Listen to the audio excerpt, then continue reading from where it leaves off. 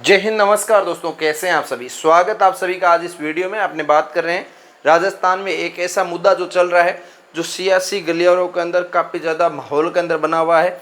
अब इस मुद्दे के अंदर अलग अलग नेता, जो बड़े नेता, नामी नेता है, वो अलग अलग टिप्पणी कर रहे हैं। जिसके अंदर गजेंद्र सिंह शेखावत ने टिप्पणी की है, हनुमान बेनीवाल ने की है, राजकुमार रोत ने की है, ये सब जगह। और ये मैं बात करूँ तो ये आदिवासियों का यहाँ पे बड़ा केंद्र बताया जा रहा है। ये कौन सा केंद्र है? ये केंद्र है आपका मानगढ़ का धाम। तो ये मानगढ़ का धाम है कौन सा, राजस्थान में इतना चर्चा में क्यों आया, क्या है कारण है, आज की न्यूज़ में इनके बारे में क्या छपा है, वो सारी चीज़ें आपके सामने पेश करने वाला हूँ। ठीक है, तो आप फटाफट से जो भी साथीगण जुड़े हैं तो इस चैनल को सब्सक्राइब कर सकते हैं, फेसबुक पे देख रहे हैं तो फॉलो कर सकते हैं। ठीक है, तो मैं आपके सामने बात करूं, केंद्र ने कहा मानगढ़ धाम राष्ट्रीय स्मारक घोषित करने योग्य नहीं है। बड़े पैमाने पर आधुनिक निर्माण हुआ और सांसद रोत बोले ये धाम का अपमान किया है। और यहाँ पे मैं बात करूं, आपके सामने सारी चीज़ें आपके सामने पेश करने वाला हूँ। ठीक है, ये राजस्थान के जलियांवाला बाग हत्याकांड नाम से जाना जाता है और ये विख्यात मानगढ़ धाम केंद्र सरकार की राष्ट्रीय स्मारक घोषित करने के योग्य माना नहीं है। और आरएलपी सांसद हनुमान बेनीवाल के सवाल को लिखित जवाब में केंद्रीय स्वीकृति और संस्कृति और पर्यटक मंत्री गजेंद्र सिंह शेखावत ने बताया कि मानगढ़ धाम को राष्ट्रीय स्मारक घोषित करने की मांग की गई है। तो ये सारी जानकारी दी गई है। अब मैं बात करूं, यहाँ पे आपके सामने घोषित नहीं होने योग्य नहीं होने, इसके बारे में आपकी जानकारी निकल के आई है। और इसका प्रस्ताव लंबित नहीं है, इसका साइट के निरीक्षण के आधार पर ये देखा गया कि इस जगह पर बड़ा पैमाने पर आधुनिक विकास और निर्माण के काम हुए हैं। बड़े पैमाने पर किए गए इन बड़े आधुनिक बदलावों के कारण ये साइट पुरातात्विक विशेषताओं, प्रमाणिकताओं और अखंडता को बनाए नहीं रखता है। इसलिए इनको राजकुमार रोत ने कहा है, सरकार ने आज तक आदिवासियों का वोट बैंक की तरह यूज इस्तेमाल किया है। मानगढ़ धाम पर हजारों आदिवासियों ने शहादत दी है। भाजपा और कांग्रेस के कई नेता आए, लेकिन किसी ने इस धाम को राष्ट्रीय दर्जा दिलाने की पैरवी नहीं की है। दोनों ही पार्टियों ने इसका अपमान करने का काम किया है। यहाँ पे हनुमान बेनीवाल और यहाँ पे गजेंद्र सिंह शेखावत दोनों ने कहा है कि हमारी तरफ से जो लिखित में जवाब दिया गया, उस जवाब का आगे है और कहा गया है कि इस धाम को पुनर्निर्मित किया गया है बहुत ज़्यादा, इसी की वजह से इसको है जो अभी दर्जा नहीं दे सकते। और राजकुमार रोत का कहना है कि जो बीजेपी हो चाहे कांग्रेस पार्टी हो, दोनों पार्टियों के बड़े नेता हमारे क्षेत्र में आते हैं, आदिवासियों को वोट बैंक बना के लूट के चले जाते हैं, लेकिन वोट ले लेते हैं उनसे। उनका कार्य है जो उनके क्षेत्र के अंदर एक जो स्थान है उसको राष्ट्रीय दर्जा तक नहीं दे सकते। ऐसी है जो बात इन्होंने रखी है। सरकार का तर्क मानगढ़ का आधुनिक निर्माण होने से पुरातात्विक विशेषताओं पर प्रभावित पड़ेगा, इसलिए ये कर नहीं रहे। यहाँ ऐसा नहीं है, इनका कहना है। बांसवाड़ा का मानगढ़ धाम प्राचीन स्मारक पुरातात्विक स्थल अवशेष अधिनियम 1958 के तहत राष्ट्रीय महत्व के स्मारक स्थल के रूप में घोषित होने योग्य नहीं है। इनका कहना यह है। आदिवासियों के लिए बड़ा केंद्र मानगढ़ धाम है, तो आप सबको पता है ये आपके आदिवासी क्षेत्र के जो आदिवासी लोग हैं उनके लिए मानगढ़ धाम है, बहुत ही महत्वपूर्ण धाम है, बहुत ही बड़ा धाम है।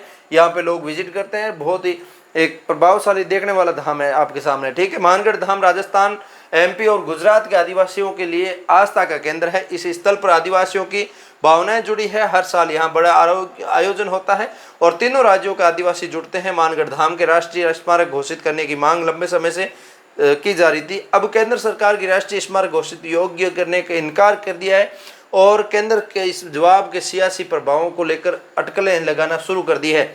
अब देखते हैं, मानगढ़ धाम के महंत बोले राष्ट्रीय स्मारक बनने से समस्या होती है। तो आपके सामने क्या है, मानगढ़ धाम के महंत रामचंद्र महाराज ने कहा है कि 3 राज्यों के आदिवासी धाम आस्था का केंद्र है। राष्ट्रीय स्मारक बन जाने से समाज के लोगों की कई समस्याएं आएगी।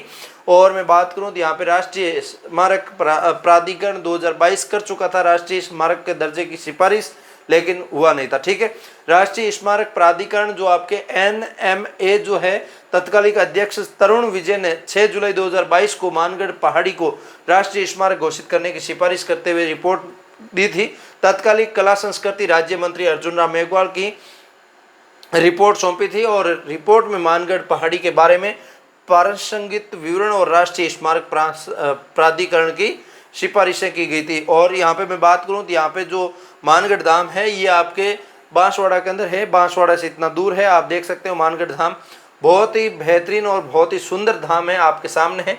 और मैं बात करूँ तो ये राजस्थान की जलियांवाला बाग के नाम से भी जाना जाता है। ठीक है, और मानगढ़ धाम को, ठीक है, आदिवासियों के नेता स्वतंत्रता सेनानी गोविंद गुरु के नेतृत्व के यहाँ पे देखने को मिलता है, जो आपके 17 नवंबर 13 को यहाँ पे करीब 1.5 लाख से ज़्यादा भील आदिवासी मानगढ़ पहाड़ी पर सभा की थी और इससे अंग्रेज सरकार की पुलिस ने गोलियां चला कर दी थी, जिसमें लगभग 1500 आदिवासियों की जान भी चली गई थी। नरसंहार को राजस्थान का जलियांवाला बाग कहा जाता है। ये राजस्थान मानगढ़ धाम स्थित शहीद स्मारक की दीवारों पर शिलालेख नरसंहार की कहानी भी लिखी गई है, पत्रों खुद चित्रण किए गए हैं, तो आप देख सकते हैं। ठीक है, यहाँ पे चित्रित इस टाइप के हैं, आप देखेंगे बहुत ही बेहतरीन चित्रित लगेंगे। गोविंद सिंह का जन्म 20 दिसंबर 1858 में डूंगरपुर जिले के बांसा गांव में बांजारा परिवार में हुआ था और उनके वंशजों को आज भी गुरु परिवार का सम्मान दिया जाता है। तो आपके सामने इस टाइप की चित्रित है जो इनकी दीवारों पर खोदे हुए हैं और गुरु गोविंद समाज सुधारक काम शुरू कर अंग्रेजों के खिलाफ लड़ाई लड़ी और उनका साथ बड़ी संख्या में आदिवासी जुड़े थे। उन्होंने लोगों को शिक्षा और अलग जगाने का, धर्म जोड़ने का काम अपने जीवन में आखिर तक किया था। ये आपके सामने है और यहाँ पे सारी चीज़ें हैं जो लिखी गई है, सारी चीज़ें इस टाइप की तस्वीरें जो खुदी गई है।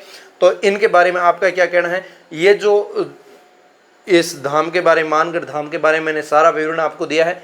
अभी लेटेस्ट जो अपडेट थी वो भी दी है, इनके बारे में, इतिहास के बारे में बताया है। जो छपा हुआ था न्यूज़ के अंदर वो आपके सामने एक्सप्लेन कर दिया। कैसा लगा? लाइक से सब्सक्राइब करिए। मिलेंगे किसी नई वीडियो के साथ, तब तक के लिए जय हिंद, जय भारत।